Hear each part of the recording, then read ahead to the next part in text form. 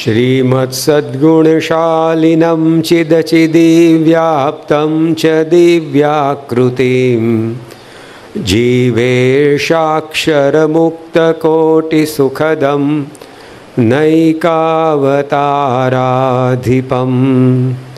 ज्ञेयं श्रीपुरुषोत्तमं मुनिवरैर्वेदादिकीर्त्यं विभुं तन्मूलाक्षरयुक्तमेव सहजानन्दं च वन्दे सदा। श्री स्वामिनारायण भगवान की जय। अक्षर पुरुषोत्तम महाराज की जय। गुणातीतानंद स्वामी महाराज की जय। भगत जी महाराज की जय। शास्त्री जी महाराज की जय। योगी जी महाराज की जय। प्रमुख स्वामी महाराज की जय। महंत स्वामी महाराज की जय। सूरत अक्षरधाम महोत्सव की जय। कार्यकर सुवर्ण महोत्सव की जय। परम पूज्य महंत स्वामी महाराज के सानिध्य में प्रातः काल में हम कठोपनिषद का पारायण सुन रहे हैं। हमारे भारत के अध्यात्म ग्रंथों की विशेषता यह रही है कि वे हमें न केवल परलोक की मुक्ति का मार्गदर्शन देते हैं, अपितु इस संसार के व्यवहार में हमारे सामाजिक रोजाना जीवन में भी जो समस्याएं हमारे जीवन में आती है उसको हम कैसे सुलझा सके और शांति पा सके, उसका भी उसमें मार्गदर्शन दिया है। तो ये ग्रंथ कोई संसार व्यवहार को छोड़कर अध्यात्म मार्ग पर चले जाने वाले साधु सन्यासियों के लिए ही नहीं है, किंतु जो गृहस्थाश्रमी हैं उनके जीवन में भी धन्यो गृहस्थाश्रमः, उसका अनुभव कैसे किया जाए उसकी बात हमारे शास्त्रों ने बताई है। उसमें एक यह कठ उपनिषद, उसकी कथा में अब तक हम सुन चुके हैं कि नचिकेता नाम का एक किशोर उनके पिता की आज्ञा से यम सदन पे पहुंचा है और यहाँ यमराज ने उसको 3 वरदान मांगने की बात कही। तब तीसरे वरदान में जब नचिकेता ने आत्मा और उसकी मरणोत्तर गति उसके बारे में प्रश्न पूछा, तब यमराज को लगा कि इस प्रश्न का उत्तर देने में मुझे सारी सी सारी अध्यात्म विद्या का रहस्य खोल देना पड़ेगा, क्योंकि अध्यात्म विद्या के मूल में रहस्य में आत्मा की बात है, परमात्मा की बात है। आत्मा परमात्मा को कैसे प्राप्त कर सकती है उसकी बात है। परमात्मा का स्वरूप कैसा है वो बात उसमें आती है। आत्मा का स्वरूप कैसा है वो बात उसमें आती है। तो ये सब कुछ जो रहस्यमय बातें हैं, सर्वश्रेष्ठ जो ज्ञान है वो नचिकेता के सामने मुझे खोल देना पड़ेगा। परंतु ऐसा ज्ञान देने से पूर्व ये ज्ञान को पचा सके, हजम कर सके, ऐसी पात्रता नचिकेता में है या नहीं, उसकी परीक्षा करने हेतु पहले तो यम राजा ने नचिकेता को डराया, भड़काया, भय किया उसके सामने कि ये ज्ञान देवों भी प्राप्त नहीं कर सके हैं तो तू मनुष्य का बच्चा कैसे प्राप्त कर सकेगा। इससे तो अच्छा है कि तू और कुछ मांग ले। तब नचिकेता अलग मिट्टी का निकला। उसने कहा कि देवों ने भी यह ज्ञान के लिए प्रयत्न किया है तो सचमुच इस ज्ञान में कुछ दैवत होगा, वरना देवों के दरबार में तो क्या कमी है। मनुष्य से 1000 गुना लाख गुना वैभव वहाँ है, लेकिन ऐसे वैभव से भी उनके प्रश्नों का अंत नहीं आया होगा, उनके जीवन में शांति नहीं मिली होगी, तब तो उन्होंने इस ज्ञान के लिए प्रयत्न किया होगा ना। Necessity is mother of invention. जब ज़रूरत पड़ती है तब आदमी संशोधन करता है, जब ज़रूरत नहीं पड़ती है तो संशोधन भी नहीं होता है। तो देवों ने इस ज्ञान के बारे में संशोधन किया। उसका मतलब कि हम चाहे देवता हो जाए, देवता जैसे वैभव हमें इस पृथ्वी में मिल जाए, फिर भी आत्मा परमात्मा के ज्ञान के बिना हमारे प्रश्नों का अंत नहीं आएगा। ब्रिटेन में FRCPs यानी कि fellow of royal college of psychiatrist, जो मन के डॉक्टर, मनोचिकित्सक जिसे बोलते हैं, उन मनोचिकित्सकों का पदवीदान समारोह था। 700 ऐसे डॉक्टर जो रॉयल कॉलेज में पढ़े थे, उनको कॉन्वोकेशन डे में संबोधन करने के लिए उस वक्त प्रिंस चार्ल्स, अब किंग चार्ल्स कहा जाता है, तो वे किंग चार्ल्स को बुलाया गया था। और ये जो बड़े बुद्धिशाली 700 मनोचिकित्सकों, उनको संबोधित करते हुए किंग चार्ल्स ने कहा था, the most urgent need for a western man is to rediscover the divine element within his being. Without it, there is no meaning of our existence. क्या बताया प्रिंस चार्ल्स ने? पश्चिम के लोगों के लिए सबसे बड़ी जरूरत क्या है? तो अपने भीतर में छिपे हुए दिव्य तत्व को खोज डालो। जब तक तुम इसको नहीं पाओगे, तब तक तुम्हारे अस्तित्व का कोई अर्थ नहीं रहेगा। ये कौन बोलता है? Born with the silver spoon in his mouth, जो गर्भ श्रीमंत व्यक्ति है, जो महल में रहता है, जिसके पास प्राइवेट प्लेन है, हेलीकॉप्टर है, 400 कमरों का महल है, लाखों की संपत्ति है, वह बताता है the most urgent need for a western man, हमारे लिए सबसे बड़ी ज़रूरत क्या है? तो हमारे आत्मा और उसमें छिपी परमात्मा को खोज डालो। Without it there is no meaning of our existence. उसके बजाय यदि ये काम हमने नहीं किया तो हमारे पास इस दुनिया की चाहे कितनी उच्च पदवियाँ आएगी, संपत्ति एकत्रित होगी, हमें चाहे कितने उच्च पद मिलेंगे, लेकिन नो मीनिंग, उसका कोई अर्थ नहीं रहेगा। तो देखो, यह कठ उपनिषद अब जो बात हमें समझाने के लिए जा रहा है, वो ऐसी महत्वपूर्ण बात है, हमारे जीवन को सार्थक कर दे, सफल कर दे, शांतिपूर्ण बना दे।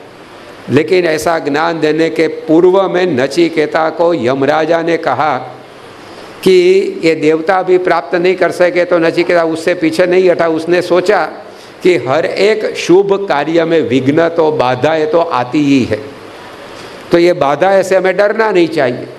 जैसे कल हमने नीलकंठ वर्णी की बात सुनी थी, वो गृह त्याग करके लाखों मुमुक्षुओं का कल्याण करने के लिए निकले, तो सावन महीने की शुरुआत के दिन थे, और जब ये बारिश के दिन आते तो उस जमाने में, आज से 240 साल पूर्व ऐसे कोई रास्ते नहीं थे, नदिया पर कोई ब्रिजेस नहीं थे, कोई रास्ते पर ऐसी धर्मशालाएं नहीं थी। तो अचानक बारिश गिरे तो कहाँ रुकना, कहाँ ठहरना, वो प्रश्न हो जाता था। जंगल में जहरीले जीव जंतुओं का उपद्रव बढ़ जाता था, नदियाँ पानी से भरपूर हो जाए तो उसको कैसे पार किया जाए। तो ऐसी ये सावन की ऋतु में कोई भी राजा हो, जोगी जति, सन्यासी हो, पंछी हो, कोई भी बाहर नहीं निकलता था। જ્યારે ચોમાસું જગતમાં થાય ત્યારે જન પરગામ ન જાય, રાજા જીતવા જાય વિદેશ, ચોમાસે આવી વસે સ્વદેશ, પંખી માળો રચી સ્થિર થાય દૂર દેશ, ચોમાસે ન જાય, જોગી પણ જ્યારે ચાતુર્માસ વસે સ્થિર સ્થળે એક વાસ। जब सब लोगों के कदम अपने घर में वापस आते हैं, ऐसी सावन की ऋतु में भगवान स्वामीनारायण नीलकंठ वर्णी ने घर को छोड़ा। वे विघ्न देखकर डरे नहीं, कम वॉट में जो भी आए उसको हम पार कर जाएंगे। तो यहाँ नचिकेता भी हमें समझाता है कि यह भगवान की भक्ति का मार्ग, आत्म कल्याण का मार्ग ऐसा है, उसमें हमें विघ्नों को देखकर डरना नहीं चाहिए। जब गुणातीतानंद स्वामी सारंगपुर पधारे थे और सारंगपुर मंदिर के पास से बहती हुई शिग्रा नदी, जिसको गुजराती में उतावड़ी नदी हम बोलते हैं, तो उस शिग्रा नदी के तीर पर बैठकर गुणातीतानंद स्वामी शौच विधि के बाद हस्त प्रक्षालन, हाथ धो रहे थे और प्रागजी भक्त उनको हाथ प्रक्षालन करवा रहे थे। तब गुणातीतानंद स्वामी बोले कि प्रागजी, मेरे हये में यानी कि भीतर में ज्ञान तो बहुत है, लेकिन क्या करूं, कोई पात्र नहीं मिलता है। तब भगत जी महाराज ने कहा कि स्वामी मैं पात्र, आप मुझे आपका ज्ञान दो ना। तब गुणातीतानंद स्वामी ने कहा कि यह ज्ञान प्राप्त करना कोई सरल बात नहीं है। ये ज्ञान प्राप्त करने के लिए तो जीते जी मरना पड़ेगा, मरजीवा बनना पड़ेगा। भगत जी महाराज ने कहा कि मैं तैयार हूँ, और वे तैयार ऐसे हुए कि उनके जीवन में अनेक उनके अपमान हुए, अनेक कष्ट पड़े, लेकिन भगत जी महाराज वो ज्ञान प्राप्त करके ही रहे। तो हमें इस प्रकार से यह नचिकेता समझाता है कि विघ्न को देखकर हमें यह भगवान के मार्ग में पीछे हट नहीं करनी चाहिए। मीरा के सामने जहर का प्याला आया पीने के लिए, लेकिन फिर भी मीराबाई ने भगवान की भक्ति को छोड़ा नहीं। हमारे पास तो आज क्या जहर के प्याले, शरबत के प्याले आते हैं हमारे सामने, तो अब कोई जहर पीने की तो बात हमारे पास है नहीं। तो कितनी सानुकूलता है, लेकिन फिर भी हम कुछ ना कुछ थोड़े विघ्न आए उसमें मंदिर जाना छोड़ दे, पूजा करना छोड़ दे, तिलक चांदला करना छोड़ दे, एकादशी करना छोड़ दे, तो उससे काम नहीं होता है। नचिकेता के सामने तो कितने बड़े विघ्न आए, भगत जी महाराज के सामने कितने, पूर्व में प्रहलाद जी की बात हम सुनते हैं, उससे के सामने कितने विघ्न आए। उसके पिता ने कोई कमी ही नहीं रखी थी उसको परेशानी करने में। हाथी के पैरों के तले कुचलने का प्रयत्न किया, पर्वत से गिराया, अग्नि में डाला, जहर दिया। अब प्रहलाद के सामने हम तो कितने सुखी हैं। हमें भगवान की भक्ति में क्या विघ्न आते हैं, कोई नहीं। एक गुजराती कवि जुगतराम दवे, उन्होंने प्रहलाद जी पर एक काव्य बनाया है। उसमें उन्होंने लिखा है कि थातु नथी कही बेसी शूजा, थातु नथी कही बेसी शूजा, हाथे करी केम हारी तू जा। सरखावी जो ओलो बाळो प्रहलादजी, तूथी हुती शू एनी लांबी भुजा। जुलमनी जाळमां रमतो ये बालूडो, रोतल थता तने नावे लज्जा। ये कवि लिखता है कि मुझसे ये नहीं होगा ऐसा सोचकर क्या बैठ जाते हो। थातु नथी कही बेसी शूजा, हाथे करी हारी तू जा। अपने आप ही बिना किसी के बिना आप अपने आप क्यों हार जाते हो। सरखावी जो ओलो बाड़ो प्रहलाद जी, प्रहलाद जी के साथ तो आप अपनी जात की तुलना कर देखो। जुलमनी जाल में रमतो ये बालूडो, प्रहलाद जी की परवरिश ही जुलम की जाल में हुई, लेकिन प्रहलाद जी पीछे नहीं हटे तो रोतल थता तने नावे लज्जा। तो ये मुझसे नहीं होगा, मैं ये नहीं कर सकूँगा, ऐसा बोलने में आपको शर्म आनी चाहिए। प्रहलाद जी ये छोटा बालक 5 साल का इतना जुल्म सहन कर सकता है भगवान की भक्ति के लिए, तो हमारे सामने कहाँ ऐसे विघ्न के पहाड़ है। तो हम क्यों ये भगवान की भक्ति को, भगवान के नियम पालन को छोड़ देते हैं। तो देखो ये कठ उपनिषद हमें समझाता है कि ये आत्म कल्याण के मार्ग में इस प्रकार से हमें डटे रहना चाहिए। चलो ये नचिकेता विघ्न से पीछे नहीं हटा, तो अब दूसरा पासा यमराजा फेंकते हैं, और ये पासा जोरदार है। उसमें नचिकेता को यमराजा ऐसा बोलते हैं कि भाई तू ये तीसरा वरदान मांगने के बजाय शतायुषः पुत्र पौत्रान वृणीष्व, बहून पशून हस्ति हिरण्यम अश्वान, भूमेर महद आयतनम वृणीष्व, स्वयं च जीव शरदो यावद इच्छसि। ये तीसरे वरदान के बदले में, यानी कि आत्मा और परमात्मा के ज्ञान के बदले में, मैं तुझे शतायुषः पुत्र पौत्रान वृणीष्व, 100 साल की उम्र वाले पुत्र और पौत्रों का दान करूं, ये तू मांग ले मेरे पास से। बहून पशून हस्ती हिरण्यम अश्वान, हस्ती मतलब गज हाथी, हिरण्यम यानी कि सुवर्ण, अश्व मानी कि घोड़े। तो तू चाहे इतने घोड़े हाथी और सुवर्ण मुझसे मांग ले, पर ये आत्मा परमात्मा की बात पूछना मत कर। उस जमाने में पशु भी धन कहलाता था। भगवान स्वामीनारायण ने प्रथम प्रकरण के 27वें वचनामृत में कहा है कि संसार व्यवहार में जिसके पास ज़्यादा पशु होते हैं वो धनिक कहलाता है। जिसके पास एक घोड़ा हो उसके बजाय जिसके पास 5 घोड़े हैं तो वो अधिक वैभवशाली कहा जाएगा। जिसके पास 15 घोड़े हैं वो अधिक वैभवशाली कहा जाएगा। आज के ज़माने में गाड़ियाँ गिनो, तो भगवान स्वामीनारायण ने वो ऐसा बताया। तो यहाँ यमराज भी बोलते हैं, नचिकेता को कहते हैं कि तू चाहे इतना हाथी घोड़े सुवर्ण मेरे पास से मांग ले, लेकिन ये आत्मा परमात्मा की बात को छोड़ दे। इतना ही नहीं, भूमेर महद आयतनम वृणीश्व, आयतनम मतलब राज्यम, इस भूमि पर बड़ा विशाल राज्य तो मेरे पास से मांग ले। लेकिन ये तीसरे वरदान की बात को छोड़ दे, और स्वयं च जीव शरदो यावद इच्छसी, तुझे जितनी शरद ऋतु जीना है इतनी तू मुझसे मांग ले। यानी कि तुझे जितना आयुष्य चाहिए इतना तू मुझसे मांग ले, लेकिन ये तीसरे वरदान को छोड़ दे। कितना ज़्यादा, कितना अधिक प्रलोभन, मानो एक प्रलोभन की परंपरा ही यमराजा ने नचिकेता के सामने खड़ी कर दी। ऐसे समय में तो जंगल में जाकर कोई तपस्वी तप करता होगा, वो भी अपने पैर छोड़कर खड़ा हो जाएगा कि कोई बात नहीं है, भगवान देता है तो छप्पर फाड़ के देता है। देखो ये तपश्चर्या की, भगवान कितने प्रसन्न हो गए मुझ पर, क्या नहीं मांगा। 100 साल की उम्र वाले पुत्र पौत्र, मन में आए इतने हाथी घोड़े स्वर्ण, भूमि का बड़ा राज्य, और अपनी भी आयुष्य जितनी लंबी चाहे इतना। इतने से यमराजा अटकते नहीं हैं। वो नचिकेता को आगे कहते हैं कि एतत् तुल्यम यदि मन्यसे वरम वृणीष्व वित्तम चिर जीविकाम च।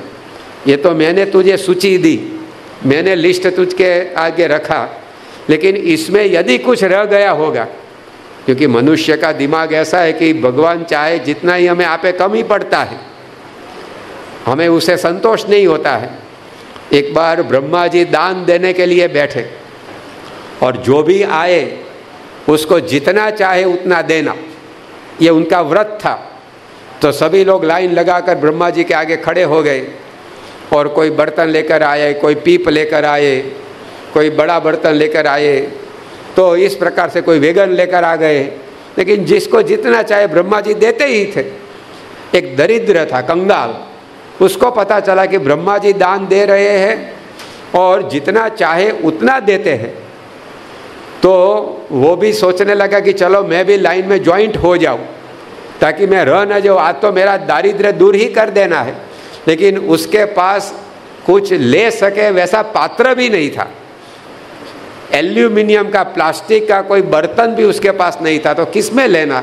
लेकिन वो दौड़ तो पड़ा, एक बार शटर बंद हो जाए इससे पहले लाइन में ज्वाइंट हो जाए, वरना ये मौका गया तो फिर गया। तो ब्रह्मा के आगे खड़े रहने के लिए वह दौड़ने लगा, तो रास्ते में उसके पैर से कुछ टकराया। तो उसने क्या है क्या नहीं देखने का बजाय वो उठा लिया, क्योंकि उसको कुछ पात्र जैसा, बर्तन जैसा लगा, तो उसने उसको उठा लिया और ब्रह्मा के आगे लाइन में खड़ा हो गया। उसकी जब बारी आई तो ब्रह्मा ने देखा कि ये तो छोटा बर्तन है, तो उसमें से एक मुट्ठी में जवाहिर नाक डालूंगा वो भी भर जाएगा। लेकिन ब्रह्मा जी ने एक मुट्ठी डाली, पात्र भरा ही नहीं, अधूरा ही रहा। फिर दोनों हाथ से डालने लगे, लेकिन पात्र अधूरा ही रहता था, भरता ही नहीं था। फिर तो जो भी स्टाफ उनका था उसको सभी को काम में लगा दिया कि भाई इसका पात्र भर दो, ताकि दूसरे लोगों का नंबर आए। तो सभी लोग उसका पात्र भरने के लिए अपने हाथों से ये जवाहिर, हीरे, मोती सब डालने लगे, लेकिन वो पात्र भराता ही नहीं था, वो अधूरा ही रहता था। तो ब्रह्मा सोच में पड़ गए कि ये क्या लेकर आए, कोई वेगन लेकर आए, वो भी मैंने भर दिया, कोई बड़े पीप लेकर आए, उसको भी मैंने भर दिया, और ये छोटा पात्र है लेकिन भराता नहीं है, क्या है। तो वो आदमी था, उससे पूछा भाई ये तू क्या लेकर आया है। तो वो खड़ा था, उसने कहा कि मैंने भी कहाँ देखा है, मैं तो मेरा नंबर रह न जाए इसलिए जो भी पैर से टकरा है उसको उठा कर ले आया हूँ आपके सामने। ब्रह्मा जी ने देखा कि जरा देखो तो सही क्या है। जब देखा तो पता चला कि वो मनुष्य की खोपड़ी लेकर खड़ा था, वो स्मशान में थे, भागा था और वो पैर से टकराई थी, उसने उठा ली। तो ब्रह्मा जी ने कहा कि भाई तू चला जा, ये मेरा खजाना खाली हो जाएगा लेकिन ये भराने वाली नहीं है। मनुष्य का दिमाग ऐसा है कि भगवान का खजाना खाली हो जाए लेकिन फिर भी हमें सब कम ही महसूस पड़ेगा। तो ये नचिकेता को यमराजा बोलता है कि ये तो मैंने सूची बताई कि तू 100-100 साल की आयुष्य वाले पुत्र पौत्र मांग ले, जितने चाहे उतने हाथी घोड़े सुवर्ण मांग ले, तुझे जितनी आयुष्य चाहे उतनी मांग ले, ये पृथ्वी पर जितना बड़ा राज्य चाहे वो तू मांग ले, लेकिन एतत् तुल्यम यदि मन्य से वरम वृणीष्व, इससे अलावा तेरे मन में कोई अभिलाषा हो, इच्छा हो तो उसके मुताबिक भी तू मुझसे मांग सकता है। वित्तम चीर जीविकाम च, तुझे जितना चाहे उतना वित्त, वित्त यानी कि पैसे संपत्ति मांग ले। चीर जीविका, कभी ही कम न हो, इतनी आमदनी होती ही रहे ऐसे तू व्यवसाय मुझसे मांग ले। महाभूमौ नचिकेतस्त्वम एधि, ये सारी पृथ्वी उसका तू एक चक्री शासन कर, चक्रवर्ती राजा बन जा। कामानाम त्वा काम भाजम करोमि, तेरे मन में जो भी इच्छा हो वो पूरी हो जाए, ऐसा मैं तुझे वरदान देने के लिए तैयार हूँ। लेकिन तू ये आत्मा परमात्मा के बारे में जो मुझसे सवाल कर रहा है वो पूछना छोड़ दे। इतने से यमराज अटकते नहीं है। अब आगे वे बोलते हैं, ये कामा दुर्लभा मर्त्य लोके सर्वान कामान छंदतः प्रार्थयस्व। मर्त्य लोक यानी कि मृत्यु लोक में जो कामनाएं मनुष्य के लिए पूरी होनी असंभवित है, मनुष्य के नसीब में ही जो है नहीं, ऐसा मैं तुझको देने के लिए तैयार हूँ। ये कामा दुर्लभा मर्त्य लोके सर्वान छंदतः प्रार्थयस्व। छंदतः मतलब तेरे मन में जितना चाहे इतना वो मैं तुझे देने के लिए तैयार हूँ। इमा रामा सतुर्या सरथा नहीं ईदृशा लंबनिया मनुष्य ही। स्वर्ग लोक की अप्सराएं जो मर्त्य लोक के मनुष्य के लिए उपलब्ध नहीं है, नसीब में नहीं है, वो भी मैं तुझको दूंगा। और ये रामा कैसी? सतुर्या सरथा, वो अपने साथ रथ लेकर आएगी। सतुर्या यानी कि सब ऐसे राजोपचार के साथ आएगी। अभिमत प्रतापी ही परिचारयस्व, मेरे आशीर्वाद से ये सब की तू सेवा स्वीकार कर। नचिकेतो मरणम मानुप्राक्षी ही, लेकिन तू ये मृत्यु के बाद का जो रहस्य मुझसे पूछना चाहता है वो पूछने का छोड़ दे। तो इतने सारे प्रलोभन इस प्रकार से जब नचिकेता के सामने यमराजा ने रखे तो हम देखते हैं कि ऐसे प्रलोभनों में तो कोई भी साधक होगा, कोई भी मुमुक्षु होगा, वो भी लालायित हो जाएगा कि चलो थोड़ा उसका हम स्वाद ले ले, और फिर बाद में ये जो तीसरे वरदान की वो बात है उसका कुछ विचार करेंगे। लेकिन नचिकेता जैसे पड़कारों से पीछे नहीं हटा, चैलेंज आई उसके सामने, उससे वो पीछे नहीं हटा, तो प्रलोभनों में भी वो फंसता नहीं है। वो जानता है कि ये जो आत्मकल्याण का मार्ग है उसमें ये दोनों बातें आएगी, विघ्न भी आएंगे और प्रलोभन भी आएंगे। भगवान स्वामीनारायण ने प्रथम प्रकरण के 61वें वचनामृत में कहा है कि जब हम भगवान की भक्ति करते हैं तब भगवान ही हमारी परीक्षा करने के लिए ये प्रलोभन हमारे सामने रखते हैं कि उसको मुझ में ज़्यादा प्रीति है या सांसारिक पंच विषय में ज़्यादा प्रीति है। तो ये जो हमारे जीवन में प्रलोभन आते हैं वो प्रलोभन भगवान हमारी परीक्षा के लिए भेजते हैं, उसको भगवान की कृपा नहीं समझना चाहिए। कई बार लोग ऐसा समझते हैं कि हमने भगवान की भक्ति की, देखो भगवान इतना सब कुछ दे दिया, फिर भगवान की भक्ति उसमें भूल जाते हैं।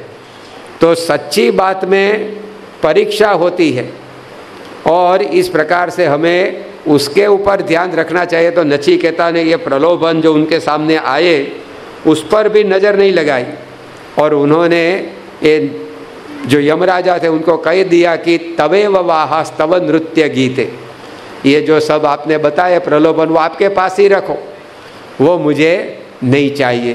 तो हमें ये कठ उपनिषद समझाता है कि भगवान की भक्ति के मार्ग पर हमें भगवान के सिवा, भगवान जिनमें प्रकट है ऐसे गुणातीत गुरु के सिवा और किसी में हमारा मन वो नहीं ले जाना चाहिए। संस्कृत एक सुभाषित में लिखा है कि रत्नेर महारहैर स्तुतुशूर न देवा न भेजीरे भीम विषेण भीतिम सुधाम विना न प्रययुर विरामम न निश्चितार्थाद विरमंती धीराहा। जो धीर पुरुष है, जो सच्चे भक्त है, वो कैसे होते हैं? तो समुद्र मंथन का दृष्टांत दिया। समुद्र मंथन जब देवों और दानवों ने किया तो उसमें रत्न निकले, लेकिन ये रत्न जो महामूल्य वाले थे, रत्नेर महारहैर स्तुतुशूर न देवाहा, तो ये रत्न में ये देवताओं अपने मन को प्रलोभित नहीं करते हैं। न भेजीरे भीम विषेण भीतिम, उसमें से हलाहल निकला, विष निकला, लेकिन उससे भी वे पीछे नहीं हटे। सुधाम विना न प्रययुर विरामम, सुधा माने कि अमृत, वो उनको चाहता था, तो वो जब तक न मिला तब तक प्रलोभन आए रत्न के रूप में या फिर विष के रूप में भय आया, लेकिन दोनों को लांग कर वे अमृत की प्राप्ति करके ही रहे, क्योंकि न निश्चितार्थाद विरमंती धीराः। जो सच्चे भक्त है वो जो अपने मन में तय किया है उसको प्राप्त किए बिना कभी भी अपना हाथ में लिया काम छोड़ते नहीं हैं। ब्रह्मानंद स्वामी के सामने जब वे साधु बनने के लिए तैयार हुए तब कितने प्रलोभन आए। ब्रह्मानंद स्वामी तो राजकवि थे और उस जमाने में पूरे गुजरात में उनके जैसा कोई कवि नहीं था, क्योंकि Dhrangadhra state, Jamnagar state, Bhavnagar state, Kutch Bhuj state, सभी राजवियों ने उनको राजकवि का पद दिया था। और गायकवाड़ सरकार को जब पता चला कि ये जो लाडूदान जी वो भगवान स्वामीनारायण के संत बनने के लिए तैयार हुए, दीक्षा लेने को तैयार हुए, तब उन्होंने उनके सामने ऑफर रखी, प्रलोभन दिया कि यदि आप मेरे दरबार में आ जाओगे तो मैं आपको रहने के लिए महल दूंगा, आपको 25 सेवक दूंगा, घूमने फिरने के लिए रथ दूंगा, राजकवि का पद दूंगा। लेकिन ये लाडूदान जी ने सब कुछ ठुकरा दिया। उनके ही तो विवाह भी हो गए थे, तो जिनके साथ उनके विवाह तय किए गए थे वही लड़कियां और उनके माता पिता भी ब्रह्मानंद स्वामी को इस प्रकार से प्रलोभित करने के लिए आए, लेकिन ब्रह्मानंद स्वामी किसी भी प्रलोभन में नहीं फंसे और वे भगवान स्वामी नारायण के हाथ से दीक्षा लेकर उनके संत बने। तो ऐसे कई भक्त हमें समझाते हैं कि हमारी भगवान की भक्ति के मार्ग में ऐसे सब कुछ प्रलोभन भी आएंगे, विघ्न भी आएंगे, लेकिन दोनों के सामने नज़र किए बिना हमारा जो लक्ष्य है, भगवान स्वामीनारायण ने प्रथम प्रकरण के 21वें वचनामृत में, पंचाला प्रकरण के पहले वचनामृत में कहा है कि हमें मन में यह निश्चित रखना है कि हमें अब अक्षर मुक्त की पंक्ति में शामिल होना है और बीच में जो भी पंच विषय है उसमें से कभी में हमारे मन को आकृष्ट नहीं करना है। तो ये सच्चे भक्त की रीति है, वो नचिकेता हमें यहाँ सिखाता है। हमें भगवान की जब प्राप्ति करनी है, भगवान के अक्षरधाम की प्राप्ति करनी है, हमारा अंतिम जन्म करना है, तो कुछ छोड़ना पड़ेगा। जैसे गुणातीतानंद स्वामी ने कहा और हम अक्सर कहावत में भी सुनते हैं कि कीड़ी चोखो ले चली बीच में मिली दाल, दोनों बातें न बने कहाँ सेठों का टाल।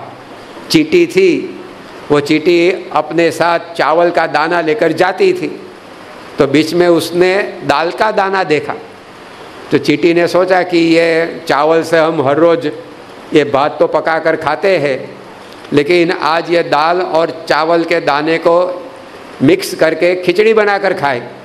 लेकिन ये चींटी थी, या तो चावल का दाना पकड़ सके या तो दाल का दाना, उसमें इतना बल नहीं था कि दोनों को एक साथ खींच जाए। तो कवि कहते हैं कि चींटी चोखा ले चली बीच में मिली दाल, दोनों बातें न बने कहाँ सेठों का टाल।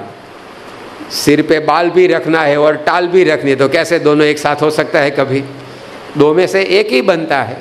तो इसी प्रकार या तो भगवान की भक्ति करो या जगत में मन लगाओ, दोनों बात एक साथ नहीं हो सकती है।